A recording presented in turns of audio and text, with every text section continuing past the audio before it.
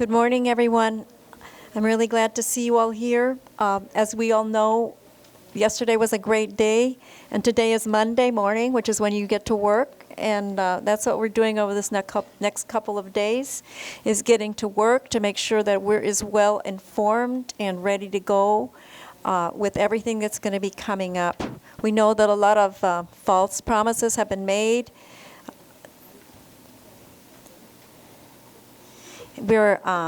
So before we start with the formal part of our presentation of listening and informing ourselves about the struggle, we're going to begin with a prayer by Josephine Mandamin, who is going to start off this whole 2 days of us, for us in the proper way.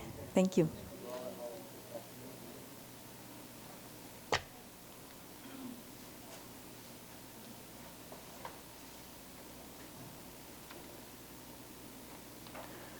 Bonjour, bidas kendikas, wasi sindo dem. Yunag jebnedo, medemnedo, kitige washisidot, kain go komisnage na tababekwe, with a much jemnedon.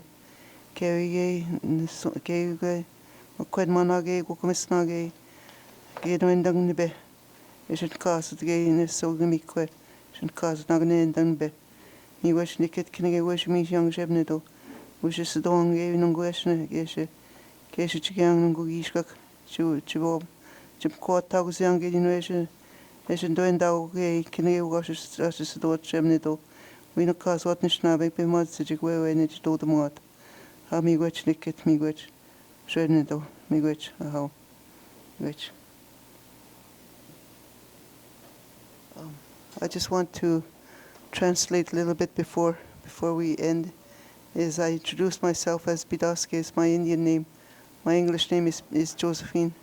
I'm of the Fish clan, which is the Wasisi, and I give thanks to Creator for the work that's been put for us to do the work that we have to do.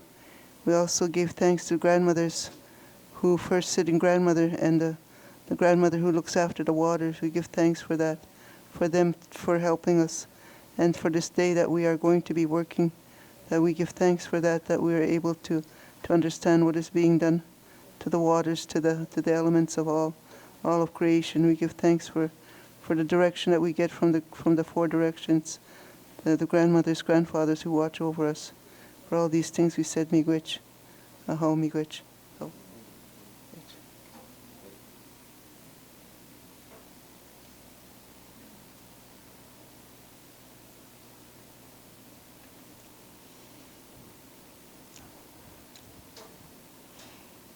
Thank you for that beautiful start to our 2 days of work together. While we're meeting here, there's several hundred people over at the new school, which is about one or two subway rides from here, also working together on panels, talking about similar things. This whole meeting here is live streamed, which means that there are many people in the other site watching us on screen that wanted to hear the words that are being spoken here. So that's going to be going on for 2 days. Most of what we'll be doing is listening to each other and asking a lot of questions. We're really planned a dialogue. So our speakers will speak for a little while, and then everyone will have the chance to ask questions. And we'll be passing the mic so that you can be heard.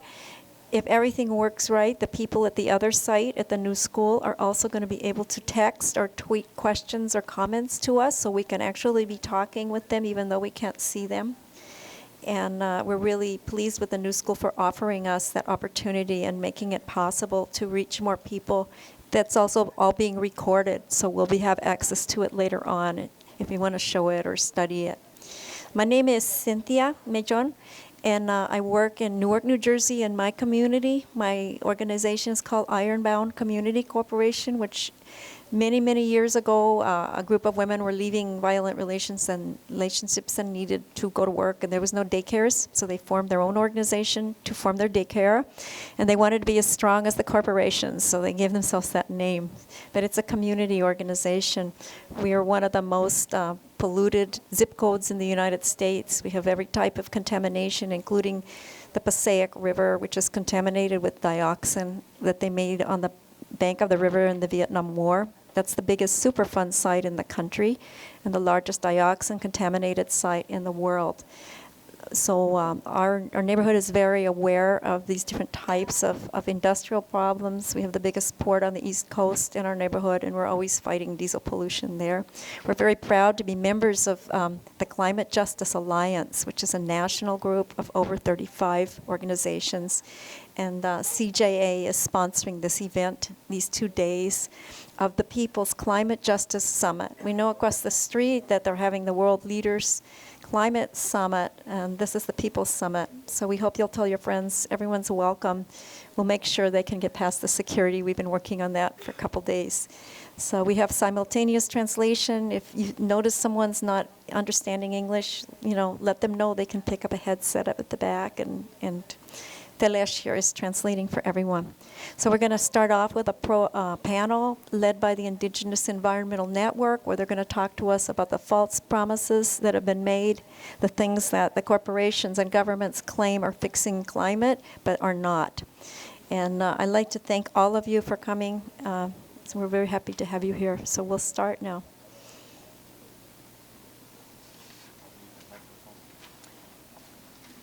Where's the... Yeah, there's a mic for you guys. Thank you very much. On behalf of the Climate Justice Alliance, of which our Indigenous Environmental Network is a member of, and the many, many frontline communities and frontline community-based organizations that are part of our Climate Justice Alliance here in the United States, I'm thinking of you out there. These are very important issues that we're talking about today as we launch this first day of the People's Climate Justice Summit.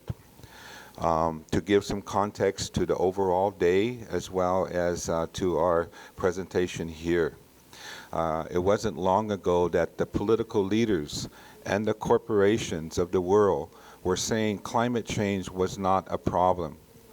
Now, as impacts are becoming real, such as Hurricane Santi here for our place-based communities, some governments and some corporations are suddenly scrambling to claim leadership on this issue.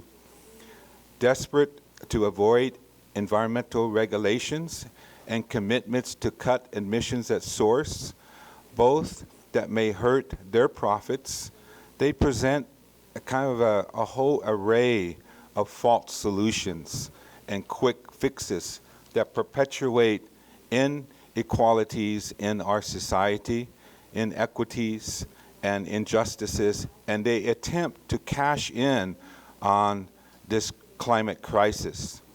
Many of our communities at the grassroots level, whether it's in the Amazonian forest or whether it's in Africa or in Southeast Asia, or in Latin America, do not know the real things that are going on. We have a whole community of environmental NGOs, non-governmental organizations, who are promoting these false solutions and don't convey the both sides, and especially the risk and the dangers of taking part in these false solutions to climate change. So part of these quick fixes is something we are going to talk about today. In these modern times, people want to believe that technical fixes and market-based regimes can solve climate change. Climate change is here, especially with our brothers and sisters from the Arctic polar regions where the ice is melting right now. It's a real issue. We are not the climate deniers because we feel the effects of a changing climate and unpredictable weather patterns. So it has harmful impacts, as we know.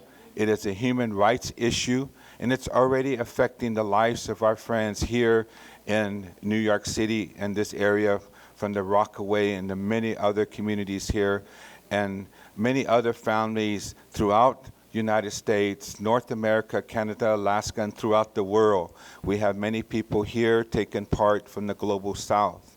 There are already vulnerable communities throughout the world. The U.S.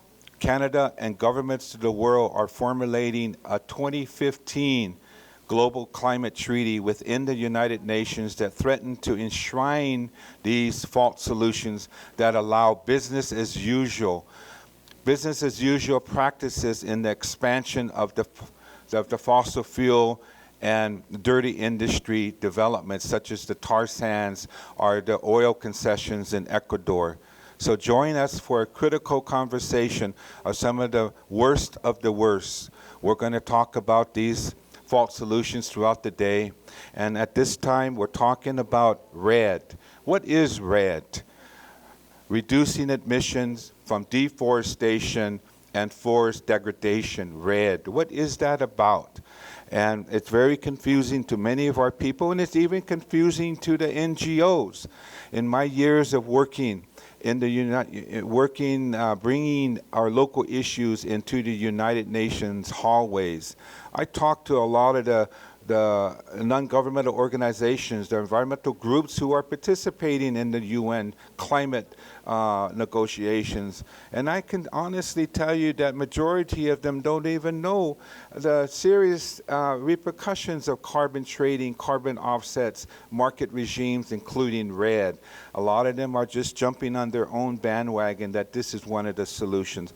So this morning we're going to show some presentations that will give you some understanding and some context. So instead of stopping air pollution and these greenhouse gases, the United States, the United Nations, Wall Street, and the climate criminals like Chevron and BP and Shell and Rio Tinto, they're pushing a false solution to climate change, and that is called RED. So we're going to show this video at this time. RED, it is a perverse paradigm that is not about forest protection, it's about forest destruction, and we know you will not be tricked. Estamos seguros que lo que ellos buscan con RED es apoderarse de nuestros bosques, de nuestra agua, cuando al contrario de apoyar, lo que quieren es convertirlos en áreas confinadas para los ricos y sacar a los pobres, a los campesinos, para que ellos no tengan recursos. ¡Red no! ¡Red no! ¡Sabemos! ¡Entiende! ¡La selva no se vende! My name's Tom Goldtooth. I'm the Executive Director of the Indigenous Environmental Network, and we're an international indigenous-based environmental justice and economic justice organization networking with indigenous peoples worldwide. We're based here in the belly of the beast of the United States. We're dealing with an emerging issue here that's really perverse. It involves the financial institutions of the world, the oligarchies of the world. It involves multinational corporations. It involves the northern countries, and specifically industrialized countries, pushing forward to a next level economic globalization that is nothing but privatization of nature. RED, according to the United Nations, stands for Reducing Emissions from Deforestation and Forest Degradation. But really what RED means is reaping profits from evictions, land grabs, deforestation, and destruction of biodiversity. E dos impactos que traz RED sobre a questão território é que há mais de 12 anos no estado do Acre, as terras indígenas não está sendo mais demarcada pelo governo. We're dealing with this issue of RED, carbon trading, carbon offset, that leaves our companies, these companies that are operating in our backyard, off the hook. Carbon trading is a scheme to privatize the sky and set up a trading mechanism whereby polluters can buy and sell permits to pollute even more. Specifically, RED is an offset mechanism which uses the forests in the global south as sponges for northern industrialized countries' pollution. So the idea is that if I grab these forests in the global south as sponges for my pollution, I can keep polluting in, say, California. RED is the pillar of what is being called the green economy, which is nothing more than capitalism of life. We're reading fancy ads that these corporations are paying for that make them look green. Greenwashing the pollution around local toxic hotspots such as the tar sands in northern Alberta, where the Cree, the Dene, and the Métis people are being killed. The water's contaminated. One of the most carbon-intensive developments in the world, destructive, ripping out trees, tearing into Mother Earth, contaminating the water. You can even see it from the satellite. Chevron, California's biggest polluter, is doing RED in the Atlantic forest of Brazil in conjunction with General Motors and the Nature Conservancy. This RED project uses armed guards. These armed guards, called Força Verde, the Green Force, is shooting at local residents and jailing people. Antonio Alves, a local resident, was jailed for 11 days for cutting down a tree to fix his mother-in-law's leaky roof. So this is indicative of what RED in AB 32, California's climate law, could be.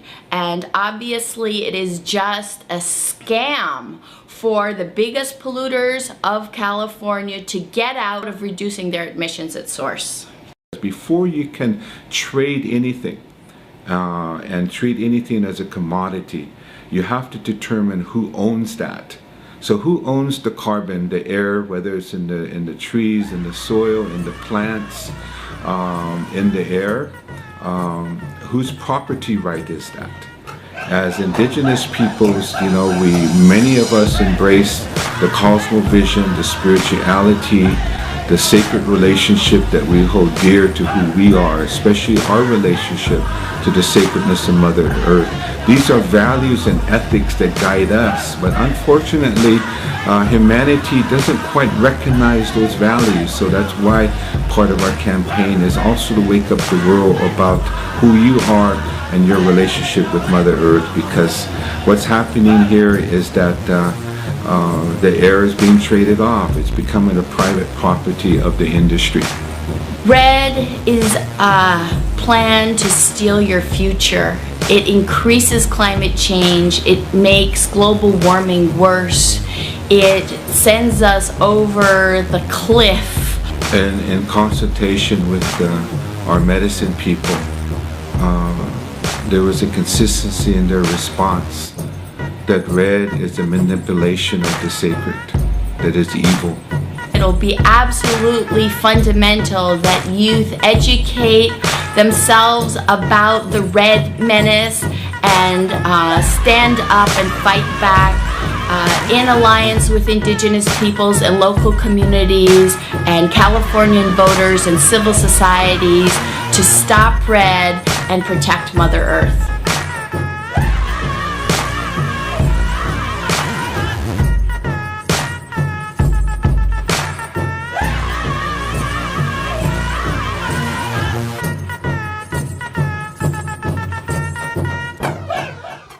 Thank you for your patience. This is a short video that we put together with Mendy News last year. And we find that because of the complexities of understanding the details of capitalism and how it is being now integrated into the solutions that the corporations and the World Banks and the financial institutions and the governments, especially the industrialized governments, and what they're doing is very critical. So the visualization is very important to us. So at this time, we have a short PowerPoint where we're going to also visualize some of the realities of how these mechanisms are being put together.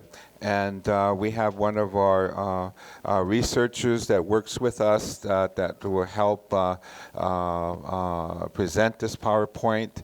And for those of the people from New York City here in the state of New York, there are regional initiatives that have been created to address climate change, as well as putting some visualization to also for the people on the West Coast from California, to where California climate legislation that was passed and which is law now, it has 4 provisions of these carbon offsets. And even many of our activists in California are very concerned, but they need more information, just like the world needs more information. So I'm going to introduce Cassandra Smithie here to present the PowerPoint. Thank you.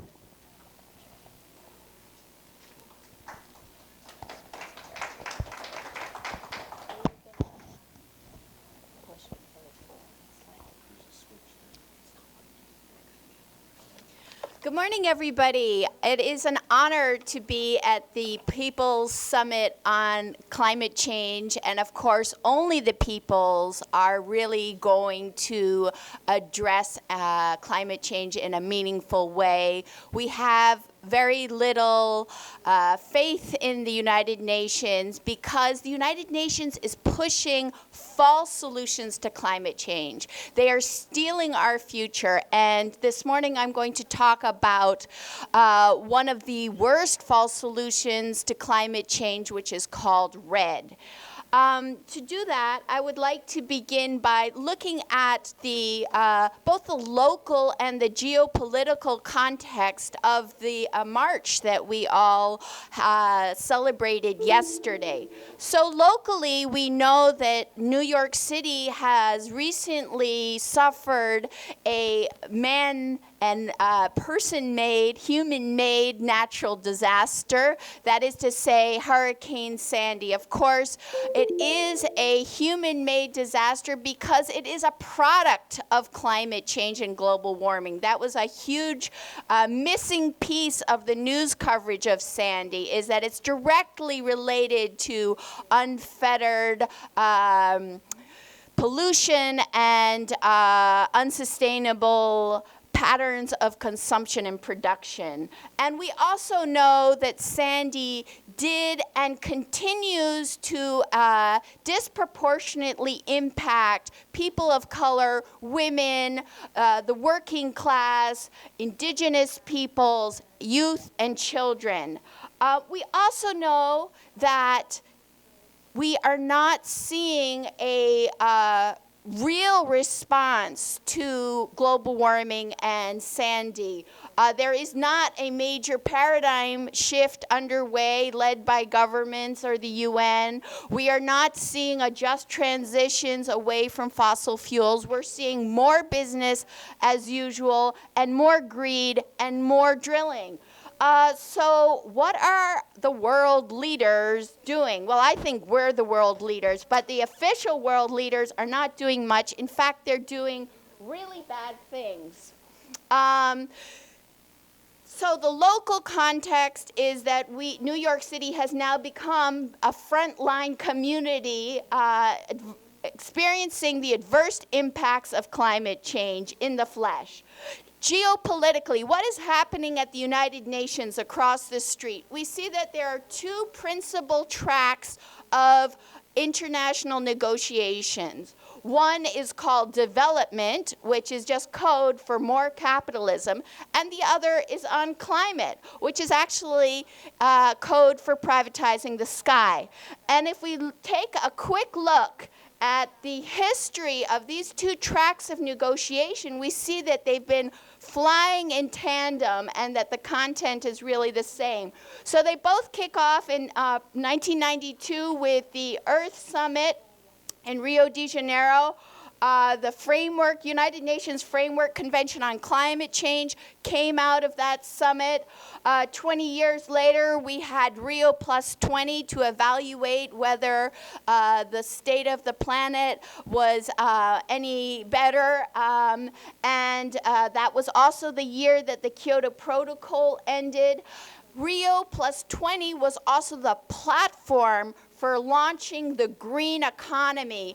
As a painter, I think green is a great color, but unfortunately, in this case, green economy is greenwash for the next phase of capitalism, which is privatizing nature. They want to commodify and sell off all of the miracles of Mother Earth and Father Sky. So as hard it is to fathom, they're even putting a price tag on bees' capacity to pollinate flowers. And they've already calculated how many billions of dollars that environmental service provides and how they can privatize it and speculate with it on Wall Street. Now, the pillar of the green economy is red. Well, red is also a very nice color, but unfortunately, in this case, it's REDD, and that is a carbon offset mechanism with forests, plantations, agriculture, farms, water ecosystems, wetlands, mangroves. Basically, we're talking about commodifying and privatizing the entire skin of Mother Earth as a sponge for northern industrialized countries and corporations' pollution. So instead of cutting emissions at source, they want to grab land in the global south as sponges. Because of photosynthesis, nature is so generous that she absorbs the carbon dioxide and gives us oxygen. And so the corporations are saying, perfect, I'm not going to stop polluting. I'm just going to grab this land and pretend that that can hold all my pollution through photosynthesis. And the World Trade Organization recently resurrected itself. It too is getting in on the action of the green economy and so-called environmental goods and services.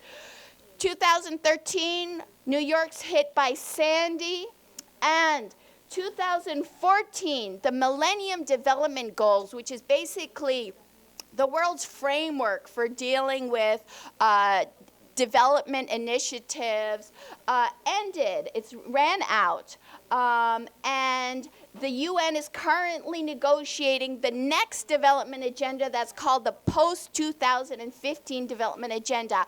And the whole really basis of that is something called decarbonization and the green economy. And next year, also in 2015, the United Nations is going to come up with a legally binding universal climate treaty that's going to be called the Paris Accord, because they're going to sign it in Paris. And that is also going to be based on the green economy and decarbonization. So what's decarbonization?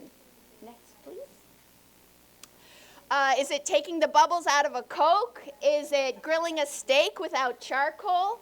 Would that it were so benign. Decarbonization is this term that they've cooked up for the whole package or bundle of carbon offsets, including red, and they're throwing in some nuclear power and just a dash of renewable energy. But basically, this is the global strategy for not cutting pollution at source. We'll see a list in this slide of the ingredients, if you will, of decarbonization. So we've got forestry offsets. That's using forests as sponges for pollution. That's part of red. We've got agricultural offsets. That's using your farm, land, your food, the food that is being grown, is including rice. It's billed as climate smart agriculture. Well, I know you know that climate smart agriculture is as dumb as it gets. Conservation and biodiversity offsets, payment of environmental services, methane offsets. Okay. I hope you're sitting down. Methane offsets are the new offset on the block. They are as obscene as it gets. Basically, California this spring adopted the possibility that a polluter can continue to pollute if they flare methane, or if somebody else flares methane, they can get credits to continue to pollute. And this incentivizes fracking, flaring, coal mines, both abandoned and active coal mines, and the whole fossil fuel industry, including infrastructure, pipelines, and refineries. As I said, decarbonization also includes nuclear power, a little bit of renewable energy, and incinerators and biomass. They're beginning to also generate offsets from burning garbage and toxics in incinerators. So this is what decarbonization looks like. We've got methane flaring, we've got coal mining, carbon trading. Even the rice you eat is going to be converted into a sponge for BP's pollution. California, the UN has been bogged down in its climate negotiations. So while the UN was bickering, California has become the vanguard and laboratory for offsets. California is already doing red throughout the state of California. Sierra Pacific, the big pulp and paper company, is already clear-cutting the Sierra Nevada. That is allowed under red. It's just called temporarily unstocked carbon, and replacing native forests with monoculture tree plantations, which then they're going to cut down and use for paper. California is also doing red throughout the United States. Shell is offsetting its refinery in Martinez, California, with Michigan forests. In fact, the piddly little sapling that you see in a tree pit outside the window here in New York City, according to California, is an urban forest and can also absorb its pollution. Here in the northeast of the U.S., there is a regional greenhouse gas initiative, which, like California, is using offsets and decarbonization. There's 9 states that are participating in that: Connecticut, Delaware, Maine, Maryland, Massachusetts, New Hampshire, New York, Rhode Island, and Vermont. And specifically, it is for offsetting power plants. So what is happening with RED on the ground where the pilot projects are happening? Recently, in January and February of this year in Kenya, the World Bank RED project in the Cherangani Hills saw the forced relocation and violent eviction of the Sangwer people. The Sangwer people are one of the few hunter-gatherer peoples left in Eastern Africa.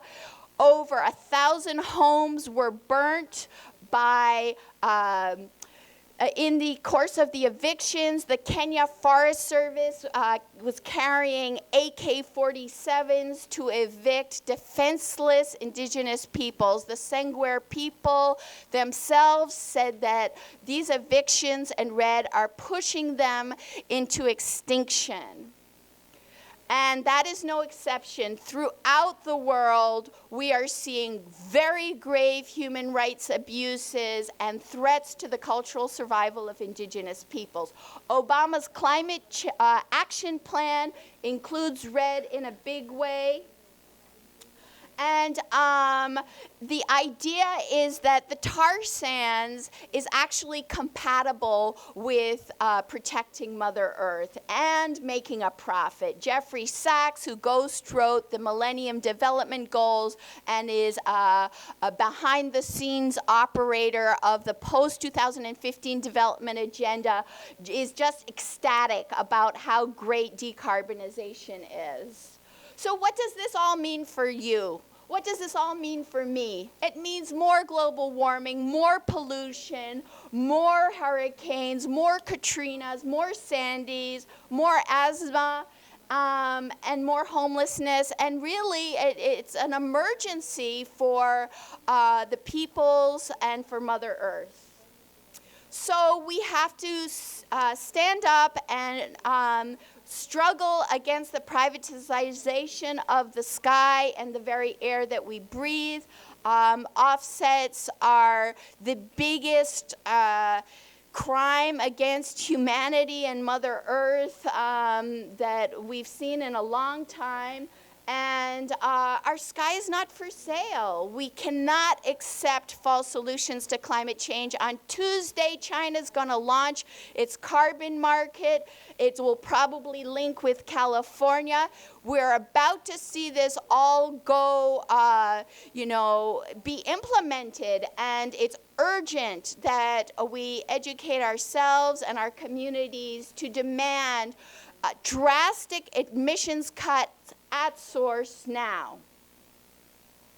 And there's plenty of sources of great information for communities, a number of websites, and I'd just like to end on an optimistic note, which is that you don't need to be off-sex to be against offsets. So yes, our joy, our passion, and our love, and even our love-making is part of the struggle to make sure that the corporations cut their emissions and the defense of Mother Earth and Father Sky. All right, no red. No red.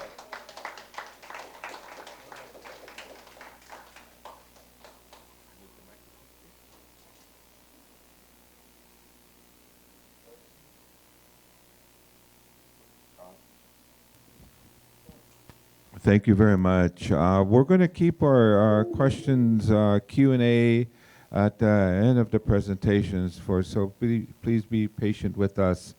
If you need to leave early and you have a question, write it on a piece of paper, direct it to me, and I will respond to you. So our next presenter is Mr. Berenice, excuse me, Alberto, is Berenice Sanchez, and she comes from Mexico. She's an indigenous woman, and in her communities, and they're fighting incinerators, but she's been working specifically on the protection of the biodiversity of life, and as indigenous women, they have been forming a coalition to protect life and biodiversity. So they have come together, and as they have worked on this issue, they find that there are issues such as this carbon market and carbon trading that in their articulation impacts their efforts to protect the biodiversity and as women. And then she was very alarmed and concerned in Mexico that many of their indigenous communities are being confronted with this carbon market offset regimes. And so she's been, as much as she can, she's been trying to get education materials and go into the communities and educate the communities on what's going on. But at the same time, this is being pushed by well-funded environmental NGOs, international non-government organizations. So it's a tough battle.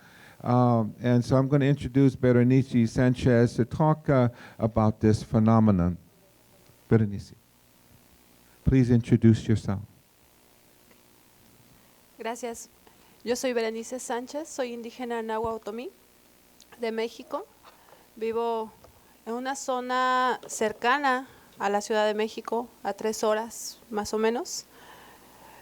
Y quisiera primero pedir a mi pueblo que ponga en mí las palabras correctas, las palabras adecuadas que yo tengo que decir para poder hacerles sentir el dolor, la tristeza, la desesperación, la angustia de toda esta crisis climática que al final llega a tocar las entrañas de nuestros bosques. Good morning. My name is Berenice Sanchez, and I am a Nahua woman from Mexico. My community is close to Mexico City, about 3 hours away. And I would like to begin by asking my people to give me the good words to express and help you feel the pain and sadness and despair and anguish that we feel because of climate change. And also I call upon their guidance to help touch your hearts. Bien, dentro de el escenario de Naciones Unidas, se conoce a México como uno de los países promotores de la aplicación, de la ampliación de los estándares de derechos humanos. De hecho, a nivel de los pueblos indígenas, México es tenido como un gran país, ¿no? En esta cuestión se dice mucho que sin México y sin la labor del embajador de ALBA, no se habría podido avanzar tan rápido, entre comillas, 30 años, en la adopción de la Declaración de Naciones Unidas sobre los Derechos de los Pueblos Indígenas. So in the UN, Mexico is really hailed as a promoter of human rights norms and standards. And specifically, it has a reputation as being really great on indigenous people's rights. Mexico is renowned, as is Ambassador de Alba, for helping the UN Declaration on the Rights of Indigenous People be passed by the General Assembly, and so quickly. Well, quickly, it took 30 years, but Mexico, it has that reputation at the UN. Se dice también por parte de algunas organizaciones indígenas y no indígenas por igual, que parte de lo que tendría que suceder en el mecanismo de red para que se implemente sin riesgos es la adopción de salvaguardas. And both indigenous peoples organizations as well as non-indigenous organizations are saying that, well, RED could work if there are safeguards and those safeguards are implemented. Ya quienes me antecedieron plantearon muy bien de qué se trata RED y también especificaron cuáles son sus riesgos. So the previous speakers have done a good job of explaining what RED is and what its risks are. Al respecto, ¿qué es una salvaguarda? Una salvaguarda no es un derecho, es únicamente un escudo, de acuerdo con las palabras que se han utilizado por diferentes pueblos indígenas, un escudo lleno de hoyos que no te sirve para proteger nada. So, but what is a safeguard? You know, legally speaking, a safeguard is not a right. And in fact, indigenous peoples are saying that a safeguard is like a shield that's just rift with holes. It's really more like a sieve. Para nosotros en México, nuestro gobierno no es a nivel nacional para nada proactivo, ni en el reconocimiento, ni mucho menos en el respeto de nuestros derechos como pueblos indígenas. So the reality on the ground in Mexico is that indigenous peoples are seeing that the Mexican government is not recognizing indigenous people's rights, let alone even trying to respect them. Como un ejemplo está mi pueblo mismo, que ha sido desde la corona española un pueblo autónomo, un pueblo independiente. Siempre nos hemos resistido a pagar impuestos al gobierno, nunca pagamos tributo a la corona española. Y sin embargo, existe una autonomía que es violentada constantemente por el gobierno. Actualmente dentro de mi comunidad hay un proyecto de desarrollo inmobiliario que tiene este tipo de compensaciones, aunque no se les dice red. So specifically in the case of my people and my community, we are a very independent and autonomous people, and we never paid taxes or tribute to the Spanish crown or to the current government. But nonetheless, our autonomy is under attack and being violated. Specifically, there is a company called Desarrollo Inmobiliario that is generating carbon offsets and is actually doing a red type project in our territory. En este mecanismo de red se crea una mercancía a partir del aire. Se le pone un dueño, se le pone un precio y se le pone un mercado también. Pero ¿quién es el dueño? Si ustedes preguntan a los pueblos indígenas si existe un dueño del aire, en algunos casos se dirá que el dueño es el Señor, que el dueño es el creador. Pero ¿acaso puede el creador vendernos el aire cuando ya nos lo ha dado a toda la humanidad? So the red mechanism privatizes air. It privatizes the sky. It puts a price on the air that we breathe. It attributes an owner to that air, and it creates a market for buying and selling it. But who is the owner of the air? Ask the indigenous peoples. If there is an owner of the air, well, it could only be the creator. And creator certainly isn't selling us the air that we breathe. It's a gift. Sin embargo, el gobierno mexicano ha puesto un precio de 3 millones de pesos, $3,000, para la destrucción en mi comunidad de 184 hectáreas de bosque. Nonetheless, the Mexican government has designated 300 million pesos, about $3,000, for selling the air from 184 hectares of forest. Nosotros decimos, ¿en qué momento nos consultaron? ¿En qué momento nos informaron? ¿En qué momento decidieron que ellos podían hacer con nuestro bosque construcción de casas, construcción de edificios y llevar a nuestro pueblo un montón de gente que no sabemos de dónde vienen, cómo son? No sabemos si van a respetar o no nuestros usos y costumbres, nuestros derechos. And we said, wait a second, when did you consult us about this? When were we informed about this? When did we participate in the decision making on it? I don't think that happened. When did you just decide that you were going to use our forests and cut some of them down and build houses and buildings and bring in all these people from outside the community into our territory who don't know our uses and customs and won't respect our ways? Esas son las salvaguardas de las que tanto hablan los gobiernos y las ONGs indígenas o no indígenas. Respeten nuestra consulta previa e informada, pero no dicen respeten nuestro consentimiento libre, previo e informado. Sin embargo, hay mecanismos a través de los cuales se puede garantizar este derecho. Hay información. Cuando uno les dice a las comunidades, sabes que con tus bosques van a estarlos utilizando como esponjas para absorber contaminación de otros países, y esos países ni siquiera van a hacer nada por reducir su contaminación en sus propias fuentes, y se les dice a las comunidades, ¿estás dispuesto a recibir dinero para estar compensando la contaminación de quienes han generado la crisis climática? En las comunidades en México han dicho, no, no queremos red. Nosotros hemos conservado nuestros bosques por nosotros mismos, hemos pedido dinero al gobierno en algunos casos para poder reforestar, para poder pagar a la gente que está haciendo el trabajo, y el gobierno siempre ha dicho que no. A pesar de eso, el trabajo se ha hecho en las comunidades. No necesitamos poner en riesgo nuestros bosques para que los utilicen como esponjas para absorber contaminación.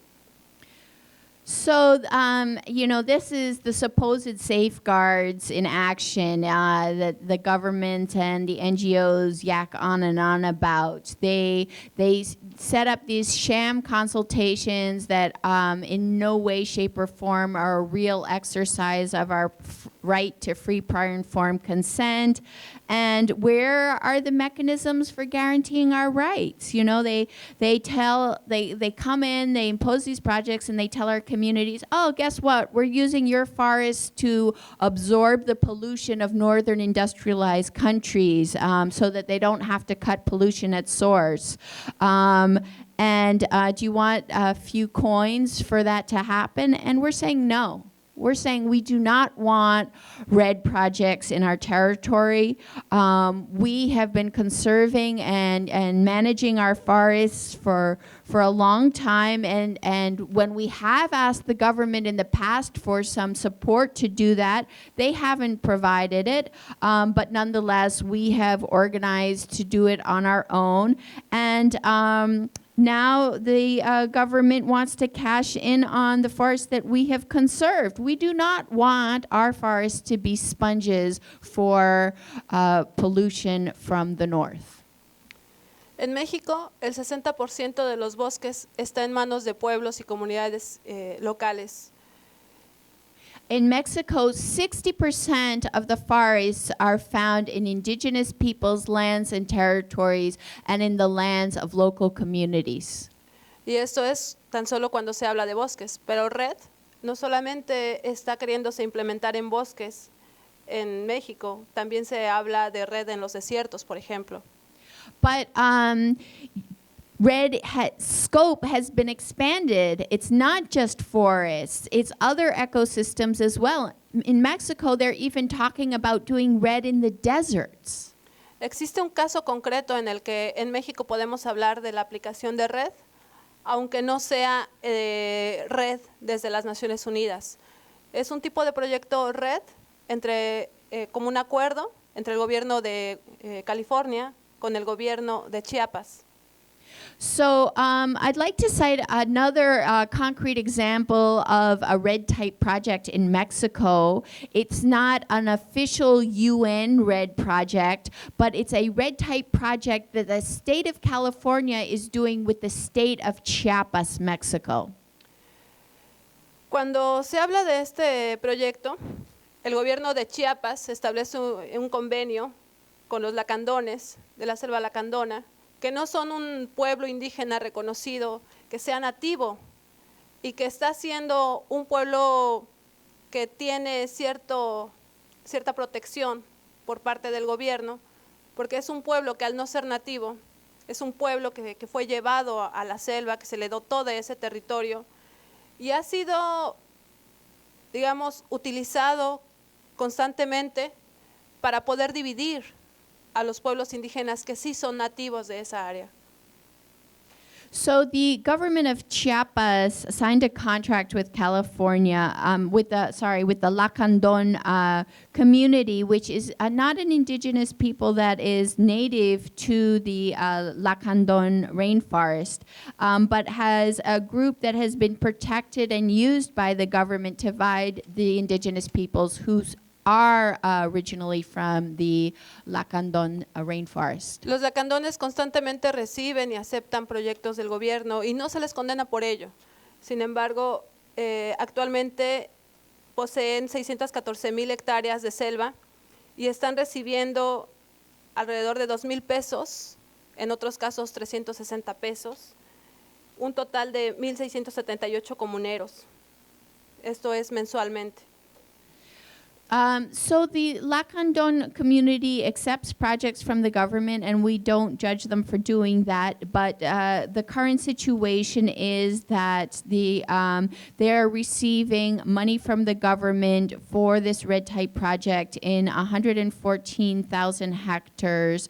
They're getting anywhere from 2,000 pesos to 360 pesos for 160 persons. Para que se den una idea de lo que significa pesos en México, 2,000 pesos son alrededor de $200 mensualmente.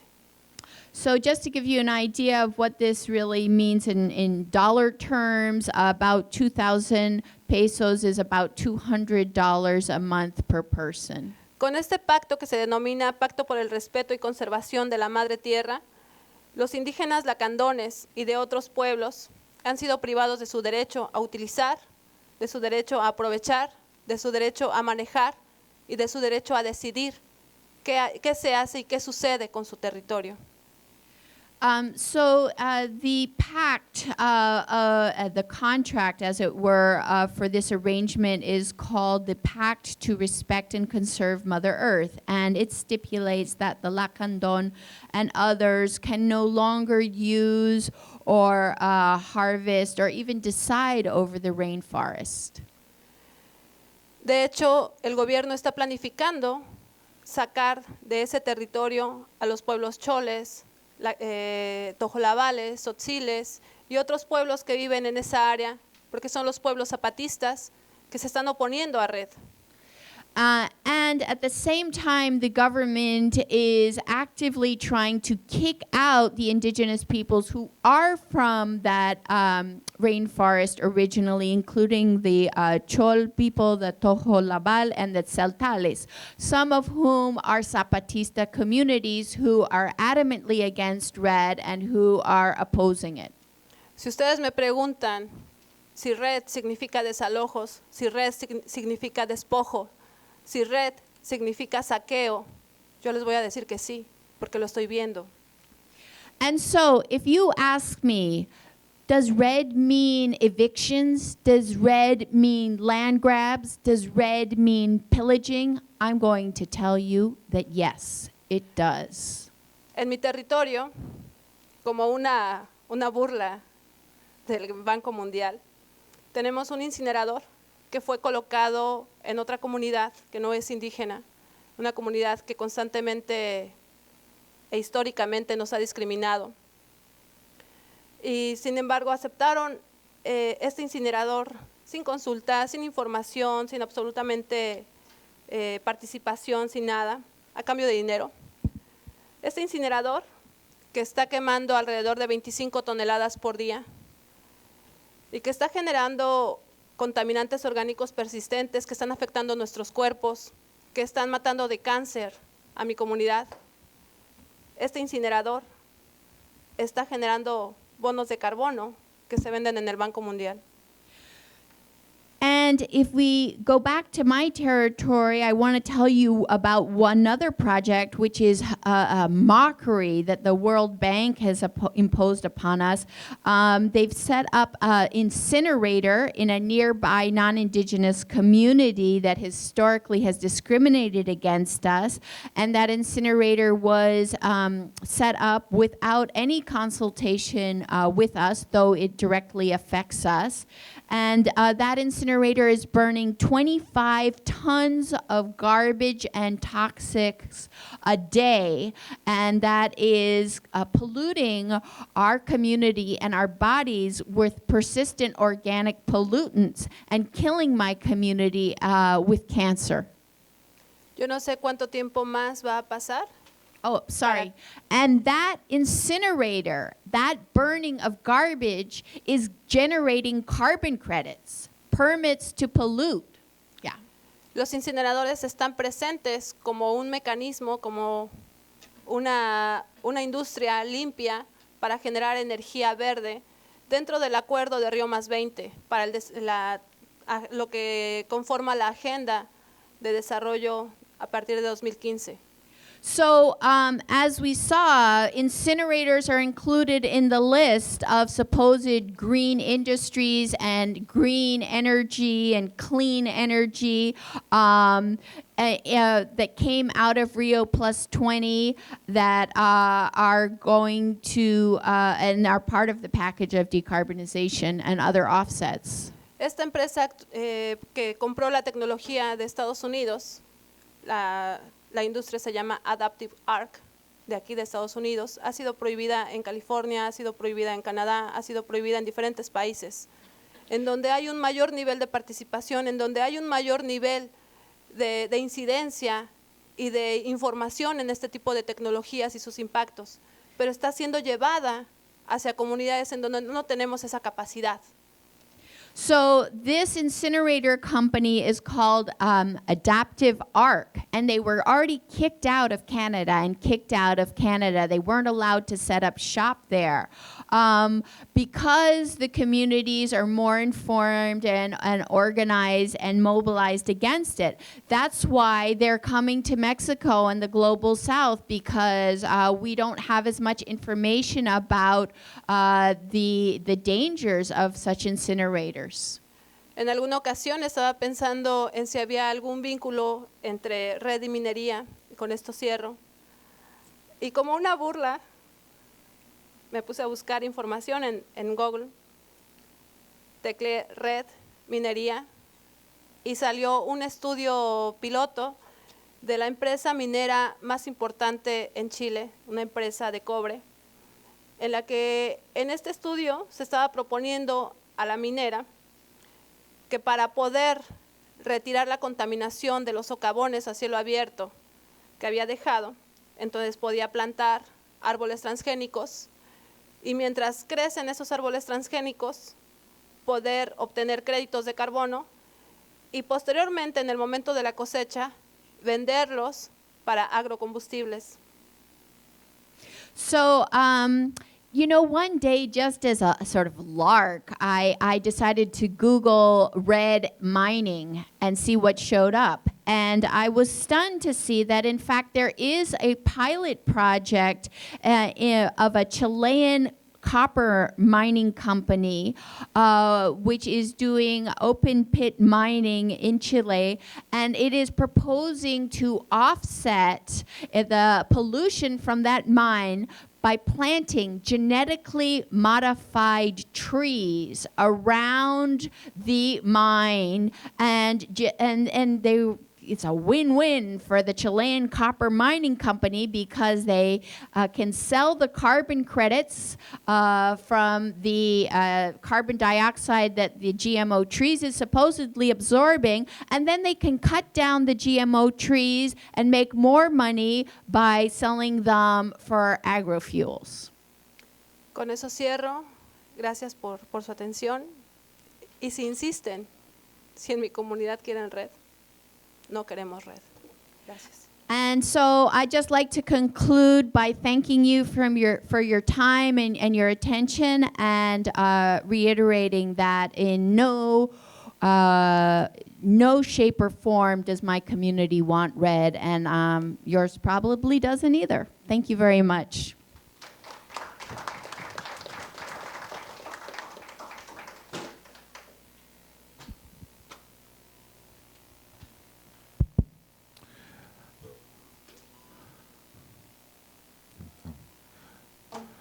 Muchas gracias, Berenice.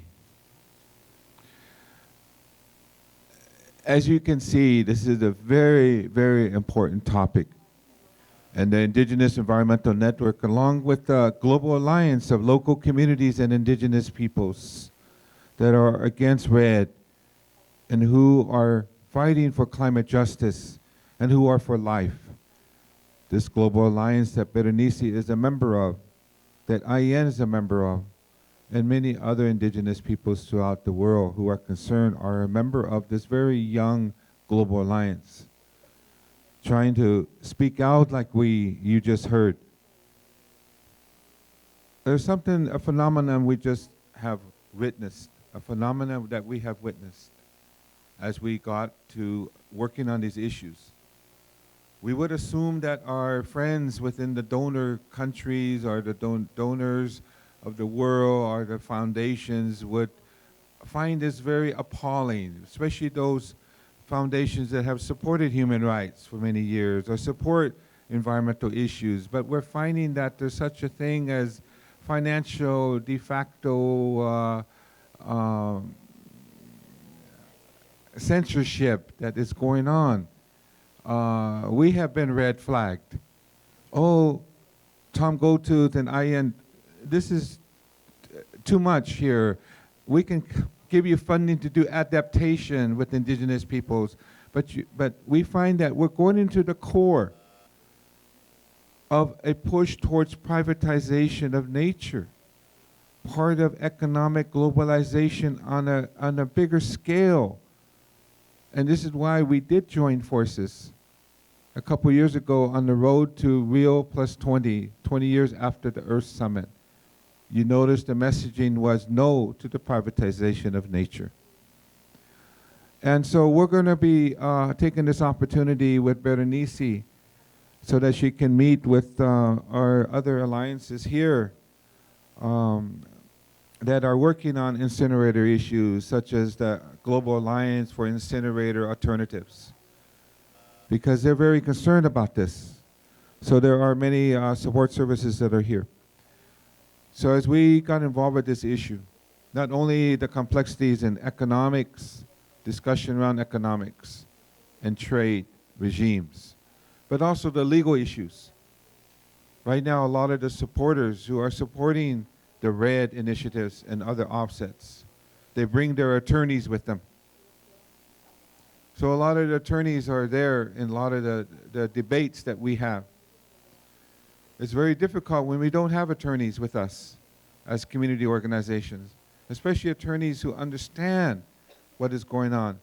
So we're very happy to introduce a friend that has been involved in the many years of the drafting of the Declaration on the Rights of Indigenous Peoples.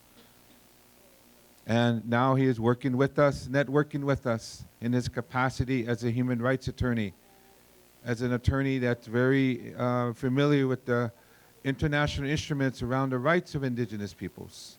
I'd like to introduce Alberto Saldamondo at this time from San Francisco, California. And he's going to talk about a lot of the contradictions that we have been hearing, that there's no problem, that there's going to be legal safeguards.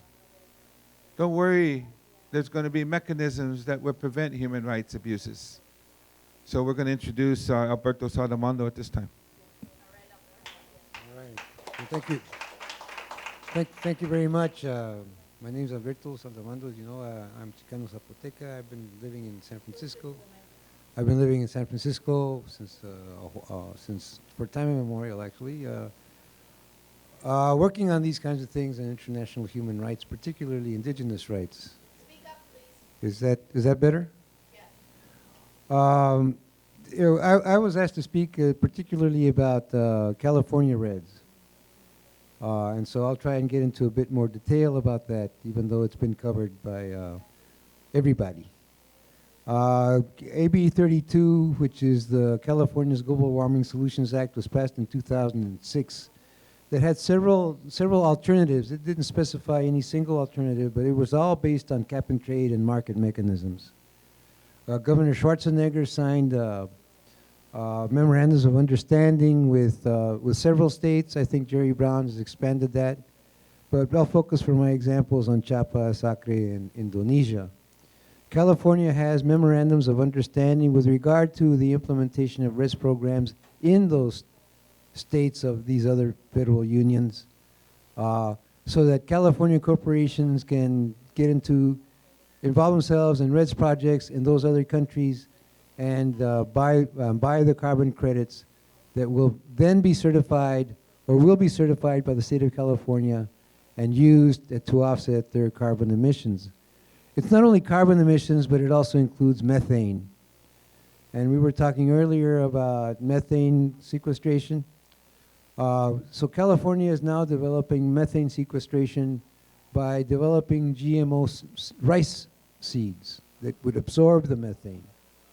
So we're talking. So now they're getting into genetically modifying seeds in order to be able to increase their carbon absorption, and coupling that with leaving the soil untilled will also conceivably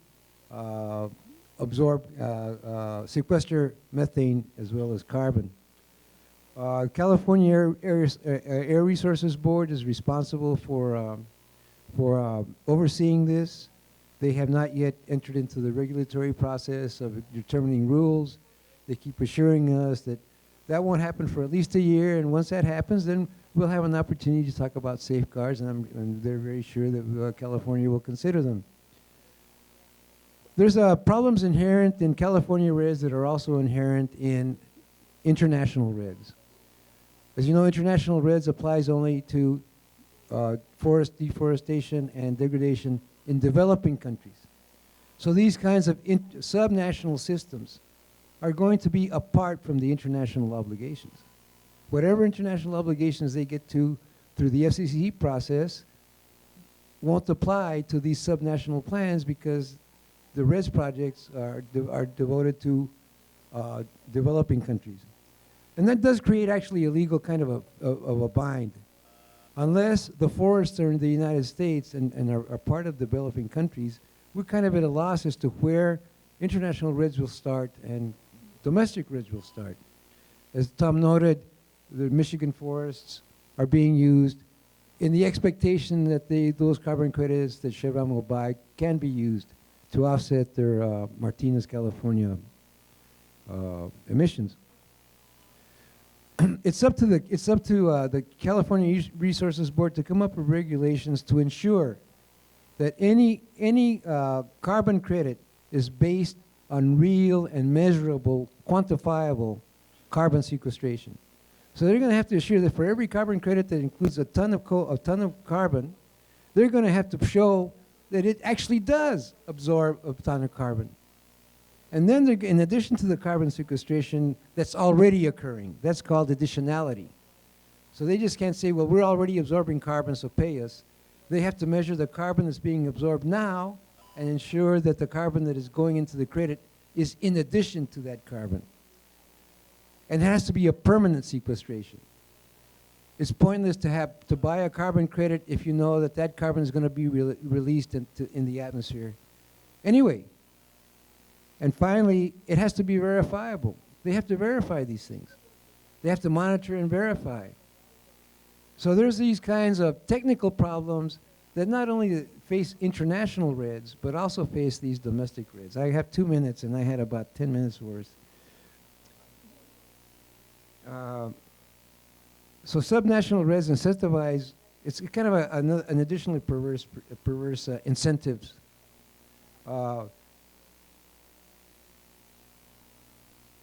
They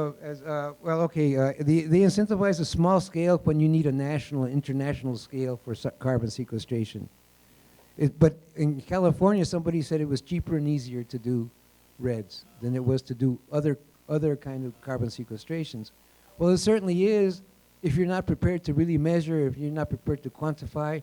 There is no national reference level. You can have a national reference level that is, okay, Brazil is absorbing right now in Acre or nationally X amount of carbon. We want the additionality. So first you have to measure the amount of carbon that Brazil is absorbing through the forest, through the Amazon, and then the international credit will be based on additionality to that national reference. But when you have subnational references, you can actually have a net decrease in sequestration, but still show an increase of sequestration in Acre. So you see what I mean? You can have a national decrease in absorption, but in Acre actually demonstrate an increase in sequestration. So you can have a net loss of sequestration and still be eligible for California RED. Those are called leakage. When you actually shift deforestation from one area to the other. You can clear cut forests in Mato Grosso, but still have an additional sequestration in Acre. There's impermanence that I can talk about at a later point, but permanent sequestration has to be part of the deal. The measurement of carbon stocks is inexact, and there's no national reference level really that has to be applied. So the CARB in California is going to have to deal with these kinds of problems if they really want a valid sequestration carbon credit. Otherwise, they're just buying paper. It's another derivatives market. It's going to crash. I believe it's going to crash anyway. And I think that that's what they're really creating, a derivatives market, where it's a win-win for Wall Street and Goldman Sachs. Brazil says it can do both. It can do industrialized agriculture and it can do REDS. By increasing the productivity of the land that's already under cultivation and by reducing the acreage devoted to cattle ranching, through concentrated feedlot operations. I think many of us know what concentrated feedlot operations can do to the environment, to the water, to biodiversity, to health of the surrounding communities. In short, California Red threatens to increase rather than decrease global emissions. That is the real potential of California and subnational plans. And it can have a particularly harmful effect on the local communities that live around the emitter. I mean, Chevron has the refineries up here in Martinez, and Acre is way down there. So who's going to monitor report? How will California oversee that compliance? How will they oversee that it's actually doing what it says it does? And who's going to pay for that monitoring? It's just to determine if a carbon credit actually represents 1 ton of carbon sequestration is a monumental task. Let me get to the human rights safeguards a little bit because I only have about a minute left. I was going to cite the articles, but I was going to cite the articles in the declaration that are applicable, but I just go to the reality of the REDS. REDS has led to land grabs, carbon cowboys, the situation in Indonesia where these guys, and in Africa where these guys are going in and buying the forests from people with the expectation that they'll be able to benefit directly from the creation of carbon.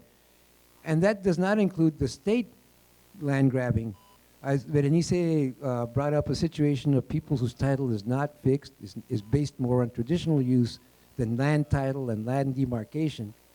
And those kinds of things are happening in Mexico. In addition, there was a community in Montes Azul, where the community, by denying that they wanted to become part of a forest preserve, was denied medical services and other things that led to several deaths.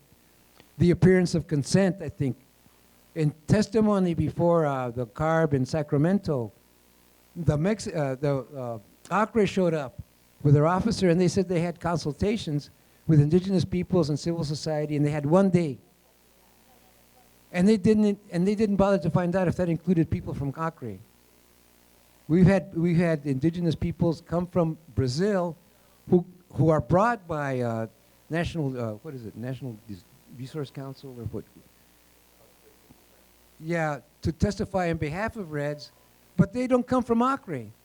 And I was talking to one guy, and he said, well, they're not really buying anything. But the fact is, it's not the perception of indigenous peoples that they're not buying anything, but the perception of the colonist. It's his perception as to what he's buying that is normally the case. Are they buying the trees? Are they buying, for sure we know that they're buying the forests. They're buying the use of the forest. And that has the real actual effect of separating indigenous peoples from the land, from their relationship to land, from their traditional means of subsistence, from their cultures and their identities. That use of the forest is the identity of indigenous people. So that's a very important right that comes from that is recognized by the Declaration and that indigenous peoples have been insisting upon. Free, prior, informed consent, we talked about. The denial of the use of the forest, payment for forest services. They say, well, maybe you can't farm anymore, maybe you can't hunt, maybe you can't fish, but we'll pay you. We'll pay you for forest services. But that means that they have to stop what they're doing. They have to get a job. And what we've seen is that getting a job normally means having to go to Mexico City or come north because there are no jobs. The employment situation is terrible. But even if that's true, the separation from the land is really the harm. Means of subsistence, culture, and identity. It even has gender implications because it's women that carry the culture. It's women that promote the culture. It's women that teach the culture to the children. And that's the most important role, a very important role of indigenous women that would be undercut by RED. Well, we're talking at the international level about human rights safeguards. They haven't really been defined. There's only a reference to the declaration in the Cancun Agreement. That hasn't been expanded, that hasn't been explained, and we don't know if it ever will be. But how will California monitor those safeguards? Are they going to have officers over in Acre or in Indonesia? Are they going to be, who is going to be writing the report? excuse me.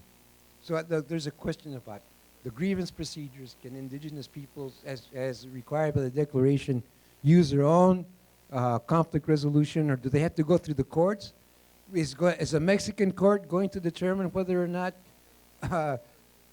Mexico is complying with the conditions of the agreement, or a court in Indonesia or a court in Brazil? Or can they be trusted to defend indigenous rights? Those are the kinds of the questions that we've been raising. Those are the kinds of questions that have no answers yet. Hopefully, when the California process gets to the regulatory process, we'll be raising these questions again and again, because I don't think that Jerry Brown, regardless, I kind of like the dude. Hopefully he would not consciously participate in the denial of the human rights of indigenous peoples in other countries. Thank you. Thank you, Alberto. Let's give him a hand here. So we thank the organizers here and the patients here, and very important, we're going to go to our final speaker, who comes from the Amazon, Gloria, Ushigua, and I'm going to ask her to come up.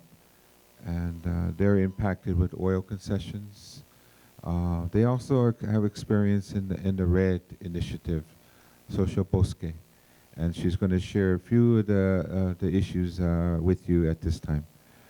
Thank you. I'll turn it over to our translator. Are you going to translate? Are you going to have them translate? Or how are you going to do it? Okay, the same thing with Berenice. Thank you.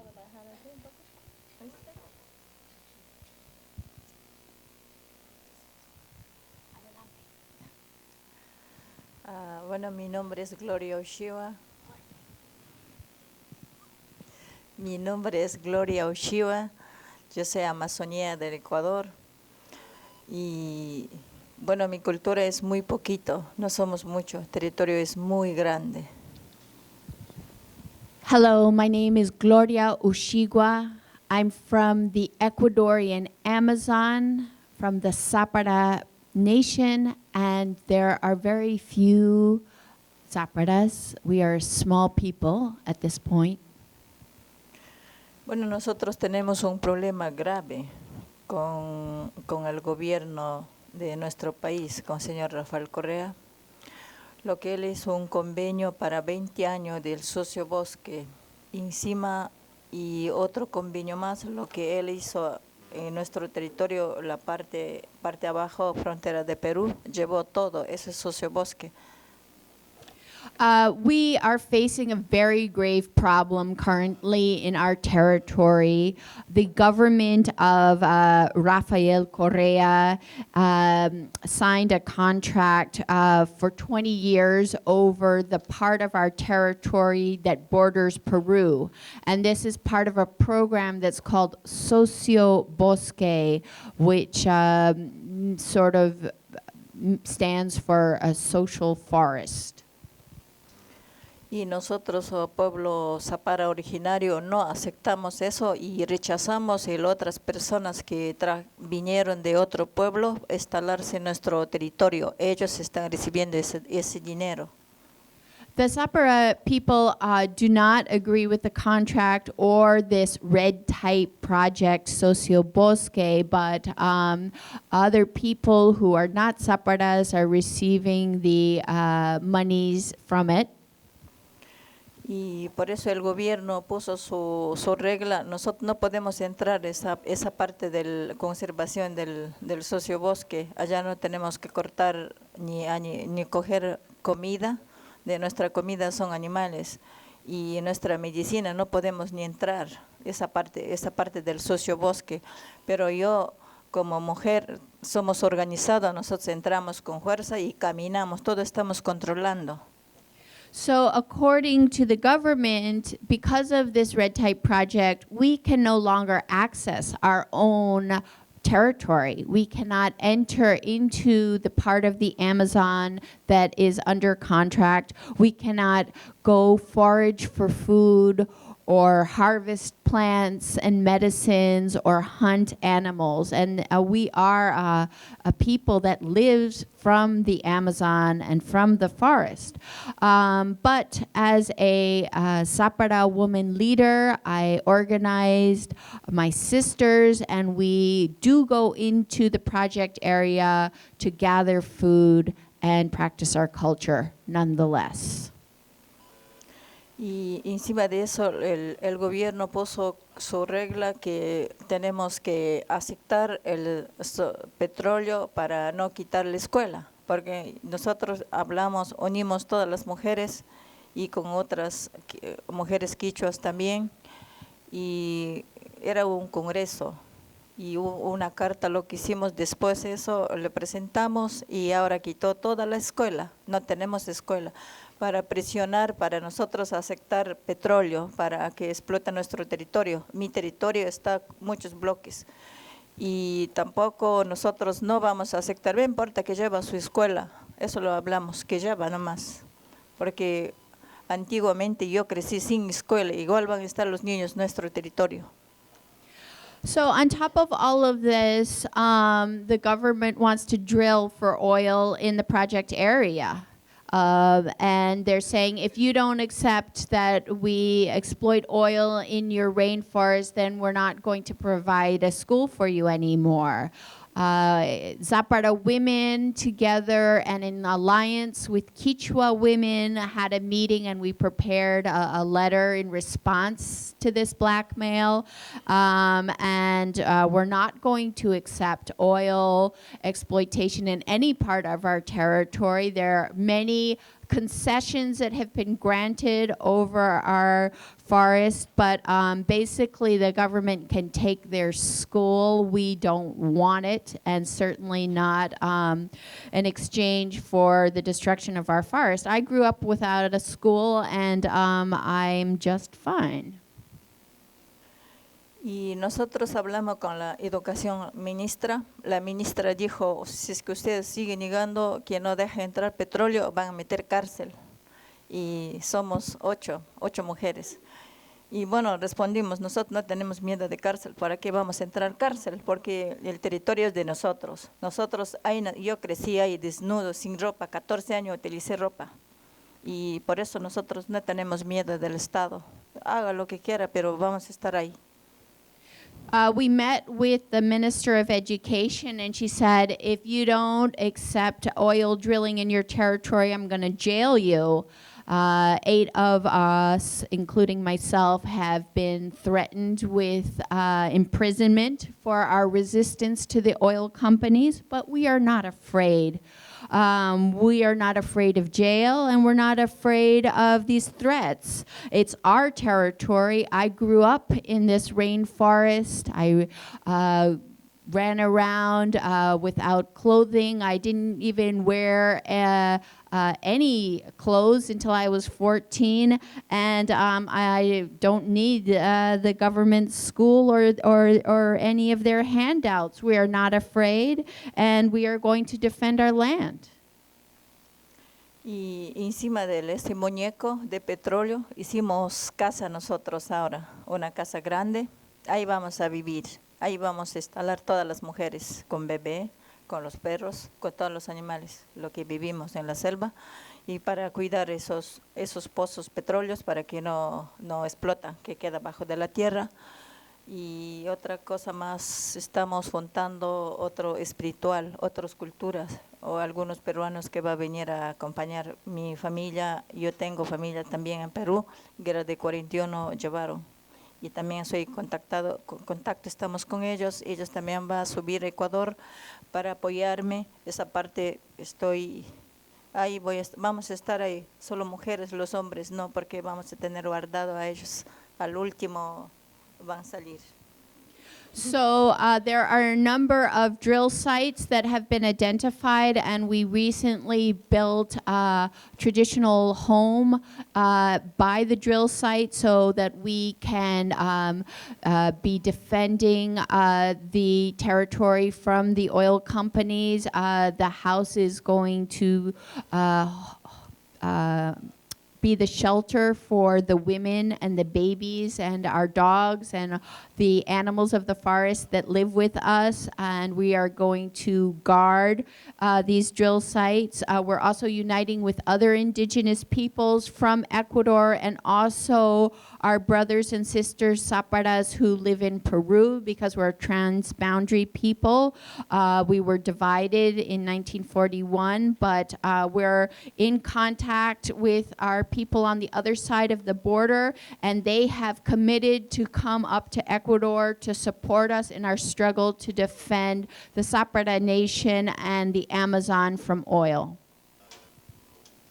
Bueno, yo por mí como persona, yo tomo, ¿no? Y bueno, las familias que nuestra mamá, yo no tengo papá, mi papá ya murió años atrás, él nunca aceptaba ni esos misioneros, por eso mi Dios es Piazzao, siempre adoramos a Piazzao, no el misionero que ingresaron a pueblos indígenas, eso nunca aceptó, por eso yo nunca teníamos escuela.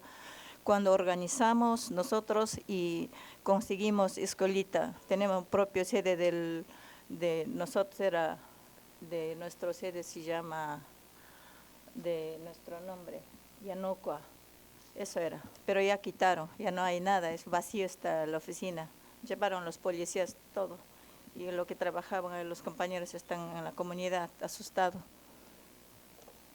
So, my father has passed, but I follow his teaching and example. He kicked out the evangelical missionaries from our territory. We never accepted the Christians. We honor and practice our own spirituality and worship our Creator, Patsoa.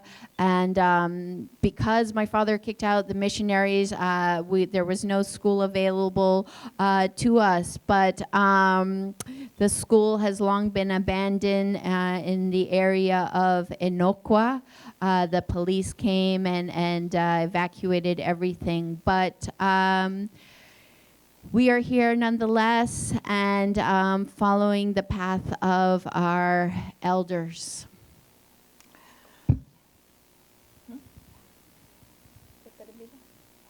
Ya, gracias. Thank you.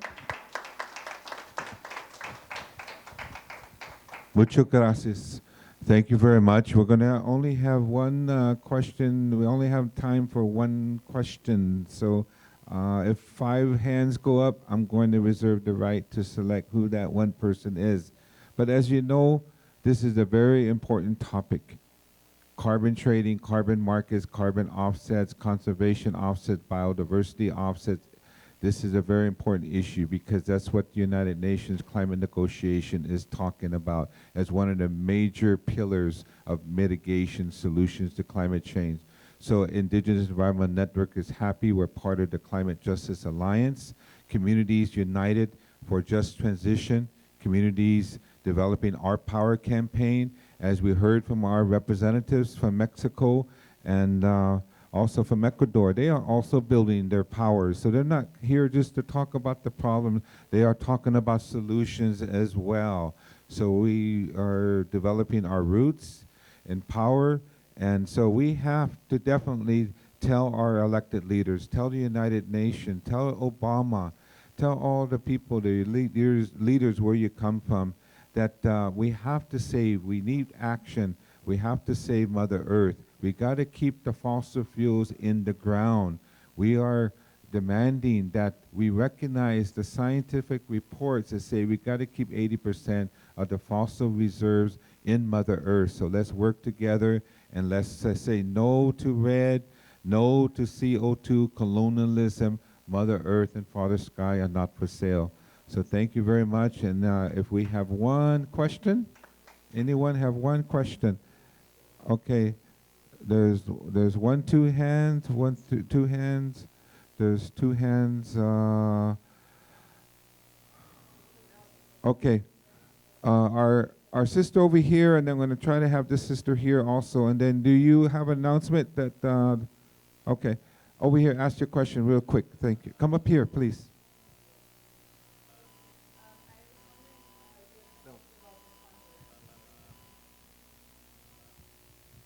Hi, thank you so much for taking my question. I'm concerned about what you said about the funding being stalled and what your ideas are for working with the funders, educating funders, and getting creative funders to partner with the movement. Thank you. We have the other question, So it's one question and a comment. This is Isis Alvarez. I work for the Global Forest Coalition. We are also allies on the struggle against red. The first question was for Berenice, and it's about the specific impacts on women from these incinerators. Have there been any studies, or have you seen the differentiated impacts on women and children to men? And the second is a comment, as my organization has been working a lot with RED. We had a 5-year project on the underlying causes of deforestation and forest degradation. This report was based on a study in 5 RED countries, Colombia, Uganda, Brazil, and I don't remember the other 2. And the conclusions were mainly that the RED is really not addressing the underlying causes of forest loss and deforestation, and that the same ones who are causing the destruction, the deforestation, and the degradation of forests are the same people who are involved in this RED project. So it's a very dichotomy in the problematic. Also, one thing that struck us like greatly was that in Colombia, for example, communities have been signing contracts of up to 200 years for the rights of their forests. So it's very tricky the way these people present their contracts. Thank you. We're going to have Berenice give a short response to the question. In quick response to the question on my earlier statement about de facto financial censorship from foundations. We have a letter that I will share with you, a letter that went out to the funders about 2.5 years ago. We never got the response that we hoped, but because this is tied to a market system, you know, there is a lot of belief because a lot of their consultants on what is the solution to climate change comes from the large non-government organization. We mentioned some of those, and I have no fear of mentioning them. Environmental Defense Fund is one of the major promoters of this. They're well funded. They can lobby. They have the Insight track. They're Conservation International. Nature Conservancy, our friends at Nature Conservancy is a major pusher of this. World Wildlife Fund, WWF. So these are the big funders who have a lot of control. Sometimes they are a revolving door between the corporations and their environmental organization. Thank you. I'll share a document with you after this. And Berenice, thank you for a quick, brief response. Gracias, Tom. Y gracias por interesarse en este tema de la incineración. Yo me acabo de dar cuenta en la página de internet de la empresa, se llama Biosistemas Sustentables, SADCB. En la página de esta empresa se reporta que desde 2010 estaban en proceso de instalar ese incinerador. Actualmente está instalado. Yo me enteré a partir del mes de diciembre del año pasado, no tiene mucho, no hemos podido hacer gran cosa. Me he estado ocupando de informar a mi comunidad. Soy actualmente autoridad dentro de mi pueblo y somos 11 comunidades que dependemos del abasto de un pozo de agua potable que en relación con este incinerador está abajo y que todo el drenaje que existe de este incinerador, porque se genera agua, aire y cenizas contaminadas. El agua se está drenando a los mantos freáticos y presumimos que ya existe contaminación. El índice de cáncer dentro de mi comunidad ha aumentado demasiado. Tan solo en el mes de diciembre contabilizamos 8 personas muertas por cáncer.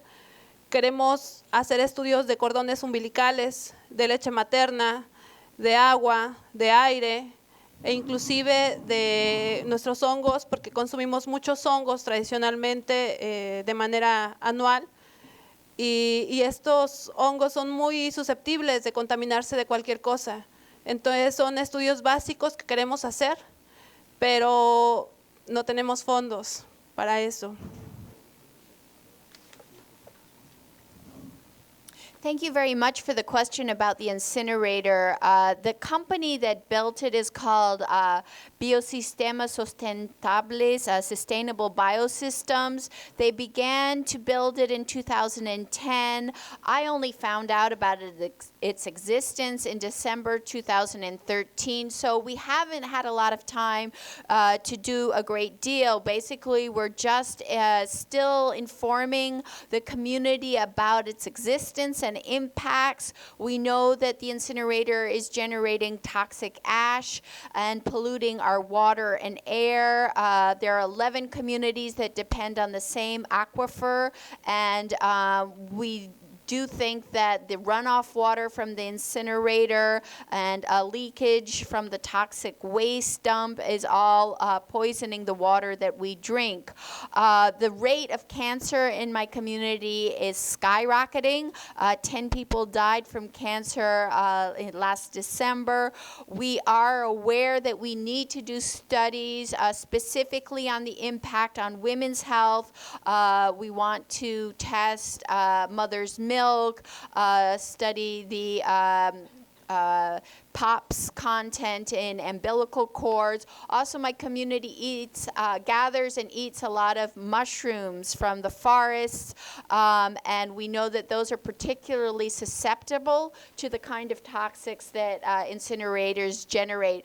But the quick answer to your question is that we haven't had the support or funding to do even the most basic studies on this issue yet. Thank you.